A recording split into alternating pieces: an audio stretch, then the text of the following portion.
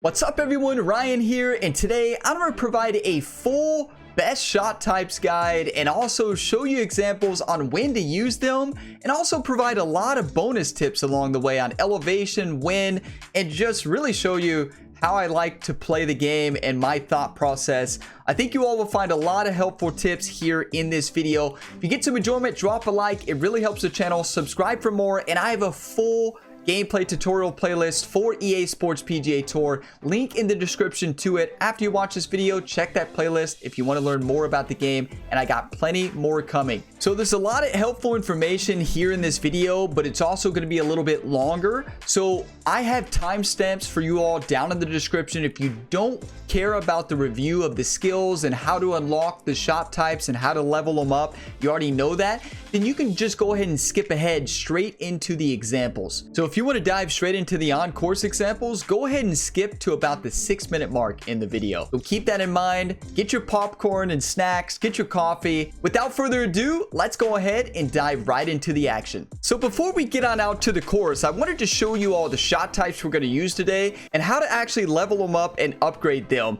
Now I have another ultimate skills guide video and also reviewing the shot types on the channel. You can check that out in the playlist down in the description, but that video goes into a more in-depth guide of what skills to look at and what everything means. But for this video's purposes, I'm going to show you the shot types and how to upgrade them, and especially the best shot types that I use. Number one, starting in the approach control category, level 3, the finesse shot. The finesse shot is my most used shot type in the game. It is the shot type that you're going to use to really dial in your distances and hit more partial shots. Now, the thing about the finesse shot, it does have more roll, especially if you're using a 6-iron or lower, but when you're using 7, 8, 9 pitching wedge, all the wedges, you can still generate a lot of spin on it.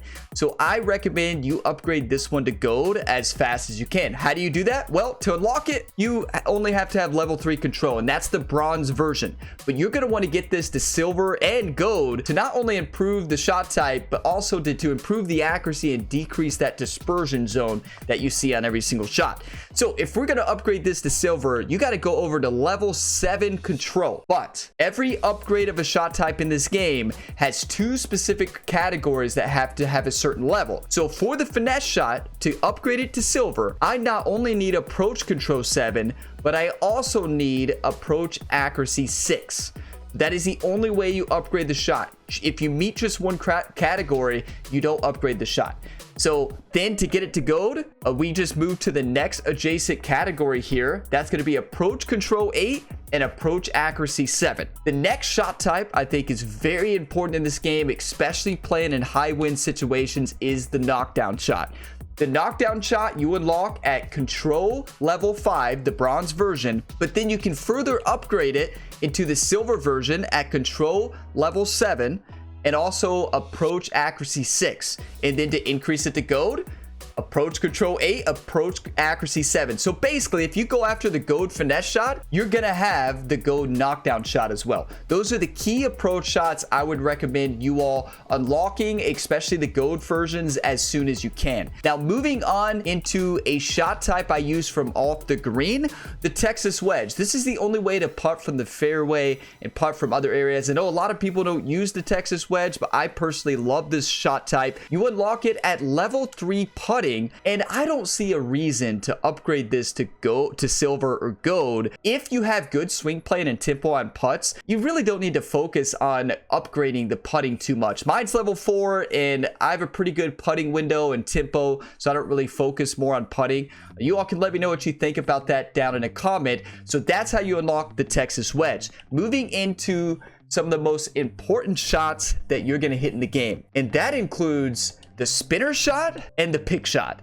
So you unlock the pick shot. You can hit the shot from the sands. It is the meta from the sands in this game. You need to unlock this shot as soon as you can. You unlock it at level 4 in short game control. So then you can upgrade the pick shot to silver by control level 6, but also approach accuracy 5. So keep in mind, if you already have the finesse shot and you already have the silver finesse, you're already gonna have the pick shot to silver if you already have 6 control. Moving on to the spinner shot, which I use so much from short game. I love this shot. So you unlock the spinner shot at level 5. So to get the spinner shot to silver, you would need short game control 7 and short game recovery 6. Then the most important part is getting these to gold. So short game control 8 for the spinner and short game recovery 7. And then for the pick, short game control 8 and approach accuracy 7. Honestly, these shot types are still good at silver, but I recommend having the finesse, knockdown, pick shot, and spinner shot to gold. And one thing that's cool is as you're doing that and improving your pick shot, you're going to be improving your recovery for short game, which is really going to help you on your flop shots when you're in the rough by the green. And because the flop shot is the meta when you're in the rough by the green. And you also can see if you go for those shot types, you're also going to unlock the runner, long flop, high flop. I don't use those shots. I never use the runner. I barely ever use the long flop or high flop, but I use the spinner and pick, finesse shot, and knockdown shot so much. So let's go ahead and get on out to the course and show you these in action. So here we go. We're at Pebble Beach here with a finesse shot. And this is a shot you're going to hit a lot, especially with your wedges, 9-iron, 8-iron, 7-iron, because you can generate still a lot of spin, and it's a really good golf shot. So I have a lot of people asking me on the channel, well, Ryan, how do you hit partial shots in this game? Because if we just got our approach shot out for the lob wedge here, I cannot really change the distance. I can move from 95 to 101. That's all I can do. But I can pull out the finesse shot, and I can further adjust to whatever I want. I can go to 60 all the way up to 95. So this is your true partial shot in this game. Now, when you're hitting the finesse shot with the 6-iron or below, especially into the hybrids and woods, you're going to get so much spin. So make sure you're adding loft to the shots. If you all don't know how to put loft on a shot, you're going to use the non-swing stick. For me, it's the left stick. I swing right stick. And you're going to move it all the way up. You see the right side of the screen where it says high? So that is actually putting loft on the shot, which is going to increase spin. But be very careful with wedges. So this 61-degree wedge is going to backspin like crazy, especially hitting to this downhill slope right there by the hole. If I put loft on this, it's going to roll back too much. I actually am going to put full D-loft. So full D-loft, of course, is going to add some distance to the shot. But as we're lining up this finesse shot, I'm going to go ahead and pick my landing spot here. We're going to aim for about right at the hole. We're going right for this. And you can see my gold finesse shot. You see that gray area right there on the screen? That gray area is showing our accuracy. Our dispersion zone is tiny, which means when I hit a perfect, it's going to go basically right where I want it to. Versus if I hit the approach shot, you can see that gray area. It's hard to see with that shadow, but that gray area is a little bit bigger. So the finesse shot is actually more accurate at gold for those shorter clubs. Now, as I increase the different clubs, it's going to get a little bit bigger. So you can see with the 50-degree wedge, it starts to get a little bit bigger, 9-iron bigger, but it's still tiny and a really good golf shot to hit. But as we take a look at this, I want to aim at about 73 yards. We're going to really attack this pin. I'm going to put full D-loft on it, move the left stick down. And then, of course, it's uphill 7 feet. So what I usually do is for every 3 feet, it's going to affect about a yard. So that number shown in feet, divide by 3, it's going to give us about 2. So I need to add about 2 more yards to my shot because the uphill lie is going to affect it a little bit. And then we have the wind. And the wind does affect short game shots. For this one, 4-mile-an-hour side wind, we're just going to go about 1-2 grid lines over. When we're on this difficulty level, you see the blue line. We're on the tour difficulty, which is the online competitive default. You already see the lie angle effect and the wind effect, right? So the ball is below the feet as well, so it's going to come off to the right. So I need to aim a little bit to the left to compensate. So now all that's left to do is just hit the shot, right?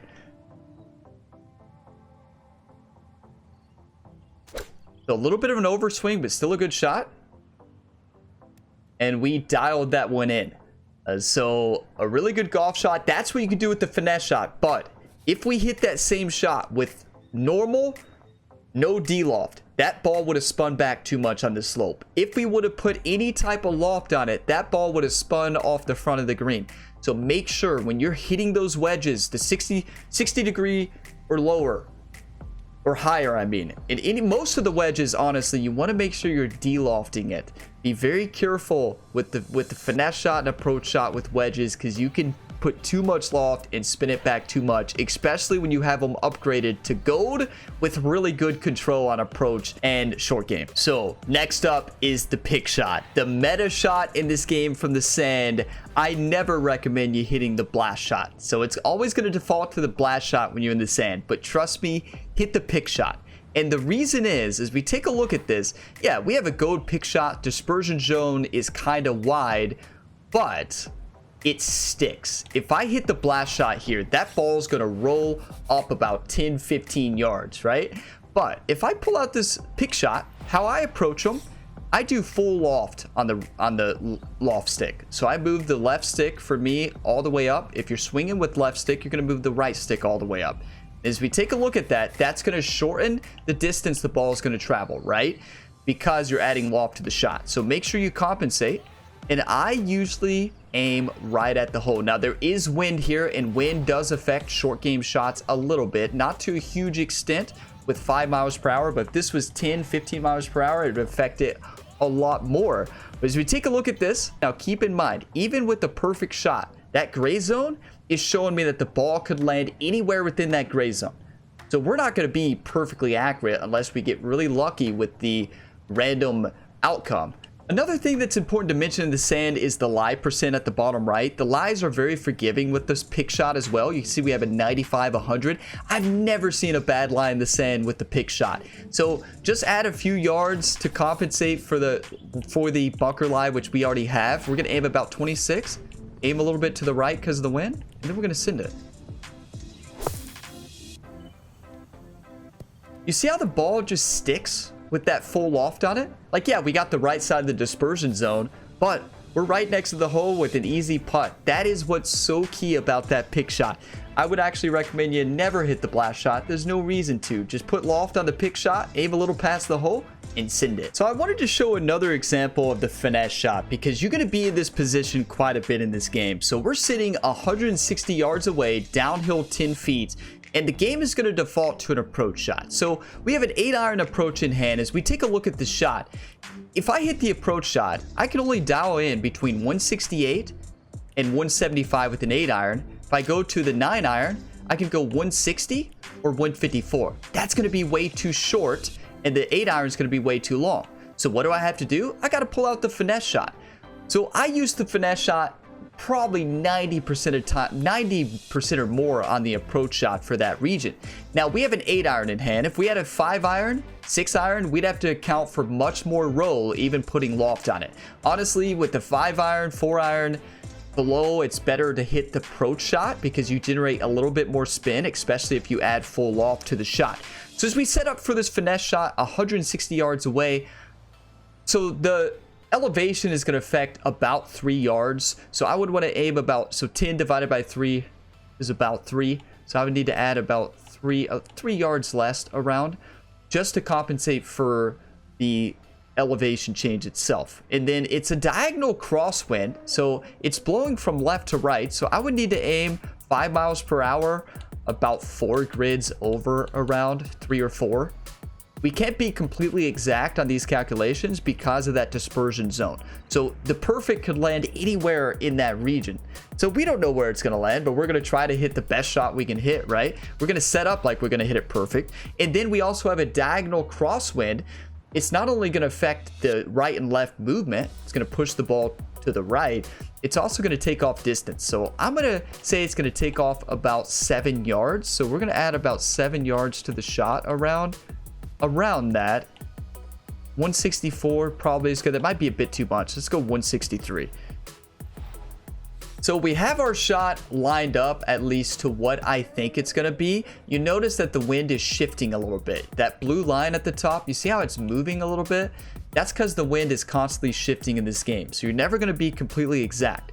The next step that I did not do at the beginning is, what do I need to do? Add full loft, right? So we're going to go ahead and add full loft to the shot. Now what's going to happen when I add full loft?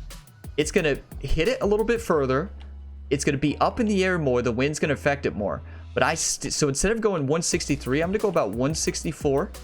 and then we're going to send it. Now keep in mind, I'm going through this slow so you all can see the examples. I just get up there and do this really quick and hit it, but I want to really talk through it and show you all how I go through to help you all improve.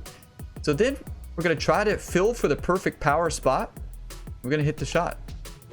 We got the perfect power. We slowed it a little bit, which will take off some power, but it's looking perfect. And there you have it. So we hit a great shot, which is awesome, but if I hit the approach shot there, we're not going to be able to dial in that distance. But using the finesse, full loft on it, accounting for the wind and elevation, we dialed that in to 2 feet. That's what you can do with the finesse shot for a 7, 8 iron, 9 iron pitching wedge, all the wedges. You can dial in those finesse shots, but keep in mind, 7, 8, 9 iron pitching wedge, you want to put loft on it. Any of the other wedges, you want to make sure you de-loft it because you're going to decrease the backspin. You don't want too much backspin unless you account for it, aim past the hole, and spin back. But let's go ahead and head on to the next shot. So I wanted to cover power drive and drive in general. So power drive I don't use a lot, but because power is very expensive to spec into, and I have about 4 or 5 power, and I don't really need more than that. So I never really use the power drive because you see that dispersion zone is massive. That ball could go anywhere to the left. It could go to the right. But if I hit my go drive, because I already have my accuracy leveled up, it's so much better. I don't hit the power drive very much. You all will have to let me know if you hit it a lot. I just think power is too expensive to spec into. I would rather use equipment, boost in power, and spec into accuracy off the tee. So as we take a look at this, in this game, when you're off the tee, that's the only time you have the drive shot, obviously. But the drive shot is going to load on par 3s as well. And I will show you an example of this in a minute. You do not have to hit the drive shot off the tee. Why would you on a par 3? Because I could just switch to the finesse shot, have a much better range. Yeah, you're going to generate more spin on a drive, more backspin than you would on this finesse. But you can add loft and dial in the distances, and I'll show you that in a minute. But I wanted to show you that you can use the finesse shot on par 3s off the tee. You can't use the approach shot. You can use power drive, punch, knockdown. You can use stinger, finesse off the tee. So now moving on to the next shot types of pitch and spinner. So in most of the cases that you can hit a pitch shot, you can also hit the spinner shot. You're going to have to hit the pitch shot a lot in this game. But for the most cases, I prefer the spinner shot, even though that dispersion gray area is bigger for the gold spinner versus the gold pitch. You're going to generate so much more spin and you can dial it in. So for this 34-yard shot, we're going to pull out the spinner. And always instinctively on my spinner shot, I'm going to go ahead and put full loft on the shot. So left stick all the way up. You see the right grid line. It's going to be a high shot. So we're 134. I can get very aggressive. We're going to aim like right at the hole, about 33 yards. And it's uphill 6 feet. 6 divided by 3 is 2 at about 2 yards, 35. And the wind is going to blow it a little bit to the left. Not a big effect. And we're sitting on a level lie, so we don't have to compensate for that. So we have our shot set up. All that's left to do is send it. And on spinner shots, you can get ultra aggressive when you put full backspin on them. That's the reason I love this shot type. So here we go. Now you cannot hit the spinner from the rough. What a shot. So that's what you could do with the spin shot, which is why I love that shot. If we hit the pitch shot, we'd have had to account for more roll up. So that is why I hit the spinner. Any opportunity I can, I pull out that spinner and I hit it over the pitch any day of the week. So you can get ultra aggressive. Don't forget to account for the elevation, a little bit for the wind, and attack that pin with full spin on the shot. So now moving on to the meta shot in EA Sports PGA Tour, and that is the flop shot. So when you're from the rough on the green, I recommend once you upgrade your short game accuracy and you have the gold flop shot, hit this shot almost 90% of the time from the rough. So you cannot hit the spinner shot from the rough. If I'm from the fairway here, I'm hitting the spinner. But when I'm from the rough on anywhere near the green, I am pulling out the flop shot.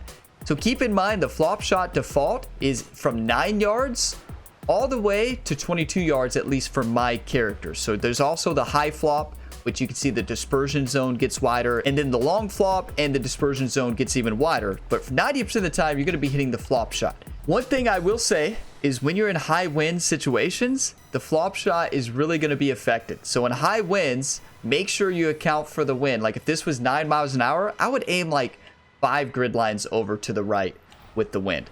But if you're playing on basically all the online modes in this game, it's already going to tell you the wind with that blue line.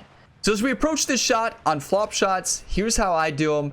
I do not do any shot shaping. I do not put any loft on them. I aim right at the hole, and then I compensate for the wind and then compensate for the rough. So we see the rough line 92, 97%. I need to add just a little bit, but we're not going to be completely exact. And the reason for that is that dispersion zone. If I had a perfect, there's like a 4 grid line spread there. So keep that in mind with any shot in this game. With the flop shot, it's so key to hit the right power. If you need to practice swing, click that right stick in, or whichever one you're using to swing stick. If you click that in, the swing stick, you can hit a practice swing. The reason I say that, a little of an overswing or underswing on a flop shot really messes it up, especially underswing, less of an overswing. So we underswing and fast, so they cancel each other out, but you can see it still sent it, right? But what did we do? We stuck the ball from the heavy rough, and that's why that shot is so key. If you hit any other shot there, it's gone. So that one, we got the further spot on the dispersion zone, so it went about 4 grids far, right? And we also fasted it slightly and slowed it. They canceled out each other a little bit, but it still flew a little bit too much. But were we penalized? Not very much. We have a very simple putt going back up the slope right next to it. We spun the ball well, and that is why the flop shot is so key in this video game. So now moving on to this par 3 here at Pebble Beach, I just wanted to show you all that the game is always going to default to the drive shot. And if your drive accuracy is not great, you actually would rather switch to the finesse shot. So if I hit LB, I'm going to switch right to the finesse shot. And this is the shot I would hit because that dispersion zone is so much smaller. So I hit the finesse shot like 90% of the time in this game. So I just wanted to show that to you, that you don't have to hit the driver shot. Because the driver shot, I can only hit from 120 to 115 with this 54-degree wedge. If I switch to the finesse, I can aim at 115 and also all the way down to 78. You have much more freedom, much more control. But again, don't forget on wedges to add a slight D-loft if you don't want a lot of backspin. Now, if you're hitting a 7-iron, 6-iron, like a 7-iron, 8-iron, 9-iron pitching wedge full loft. If you're hitting a 6, 5, 4, 3, 2 hybrid wood, you better be putting full backspin on that shot. So just wanted to review that here before we move on to the next shot type. So I wanted to show you all an example of when I would use the knockdown shot over every other shot. So when you have a pretty significant cross headwind, you can really dampen the wind's effect. So we have a 10 mile an hour, 11 mile an hour wind right now that's blowing in our face and slightly to the right. So the wind is not only going to push the ball to the right, it's also going to take off a lot of distance, probably around like 10 yards or maybe even more. Now, if I was hitting a finesse shot or approach shot, this wind is probably going to take off 15, 16 yards. But with the knockdown, it's only going to take off about 10 or 11. So that's when I would pull out this knockdown shot. So as we take a look at this shot, we're going to go ahead, first things first, and pick the landing zone. So with the knockdown shot, we can only hit this 8-iron between 158 and 165. So the finesse shot is how you die on your shot. But I already know that I'm probably going to need to aim like 165 anyways with this wind to land it about 5 yards short. That'd be about 155 would land it pretty short. And we're hitting into an upslope as well. So I actually think that's the perfect club. So my aim spot actually is already going to be 65. We're looking at 159 pin location. My landing zone is around 154, 155. Add 10 yards to that. It's going to give me about 165. So that's our distance already. Next up, of course, is the wind aim. And I'm going to go with knockdown shot, a 1-to-1 ratio of miles per hour to grids. So I'm going to go 1, 2, 3, 4, 5, 6, 7, 8, 9, 10. It's kind of hard to see once you get over off the grids. and we can check it. I mean, the blue line looks good here on tour, but if we were playing without tour, we'd be right on it as well. But what I always recommend you all, never forget to do the eye test at the end. If it doesn't look right or feel right, it's probably not right. So the knockdown shot is also going to spin less, and it's going to roll a little bit more. So we're hitting into a headwind though. I don't need to add any loft or spin because it's going to already generate more backspin with this wind. So I like the shot setup. Next up, let's just feel for the shot and then see if we can hit a good shot. So underswing, slight fast, tempo's a little bit off. But look at that. We dialed that right in. The backspin gave us the perfect amount. I mean, that wind gave us the perfect amount of backspin. We decreased the wind's effect on the shot. That is what you can do with the knockdown shot. And also, if you just don't want your wedge to roll out more, you can hit the knockdown shot as well. I love that shot. When you're in the winds, I highly recommend you hit that knockdown shot. 10 miles an hour or above, even 9 miles per hour.